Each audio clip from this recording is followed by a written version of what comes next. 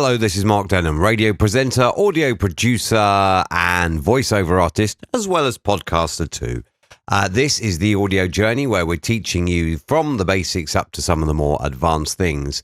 And in the last couple of episodes, we've talked about EQ. Firstly, for making your voice sound better, for adding a bit of clarity, removing muddiness and adding a bit of clarity, which is what you're basically doing when you EQ the voice.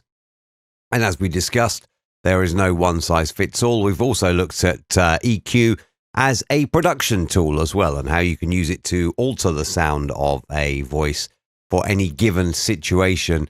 And then there's one other thing as well, and this is not strictly EQ, but you know when you hear those big previews, you know, like starring Mark in cinemas now. Well, I've basically recorded you a little voiceover here. In cinemas now. Doesn't really sound all that, does it, to be honest? We'll trim it up and get rid of the bits that we don't need from the voice. And then what we'll do is we will copy it as we did with the EQ. We'll stick a copy at the end, and then we'll work on this second copy. Now, how do you get that to sound more butch, more powerful, more cinema trailer-like?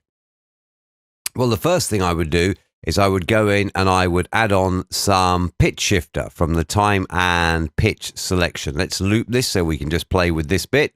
At the moment, 0 and 0. We've made no change, so let's take that down. You can go right down to -10 here, which is silly. In cinemas now. That's just silly. You don't need to go that far. Let's try -1 and see what effect that has. And play. In cinemas now. Perhaps not quite deep enough. We'll go with -2. Try that.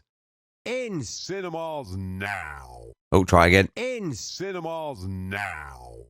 And we'll just add a little bit back there, because that's perhaps just a little bit too much. So we'll add a little bit of sense back, take some semitones down, and let's see what we've got. In cinemas now. And that's sounding a little more dramatic already, so we've added some pitch shifter on.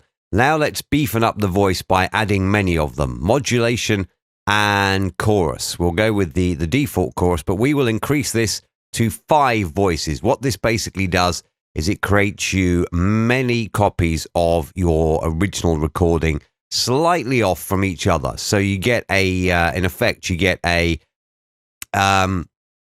beefed up voice, which is maybe like, you know, let's have a listen. In cinemas now.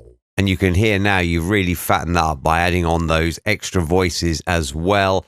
And one final thing that we could just add here as well, just to add a little final touch as well, reverb, studio reverb, and we will go with the Great Hall here. And we'll boost the dry up to 100. We will take the wet down, though, because we've got a lot of chorus already on there. So let's just take the wet down and have a listen. In cinemas now. All right, we'll apply that. And there we are. That's applied. We'll normalize both up. Effects, amplitude and compression. Normalize process.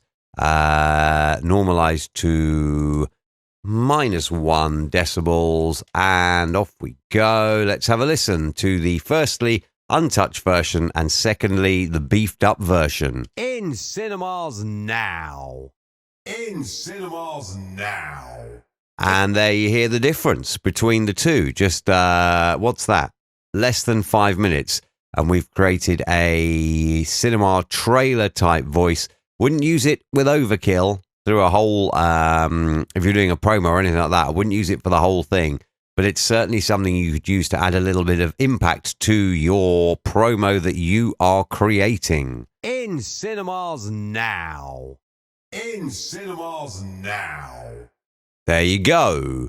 That's this piece of the audio journey done. Only a short one this time around. Hope it's been a bit of fun for you. As always, check out the website, markdenham.com. Link down below. You'll find out the whole audio journey there, and indeed more about me and stuff like that. If I can be of any help to you in terms of production, then you can have a look on the website.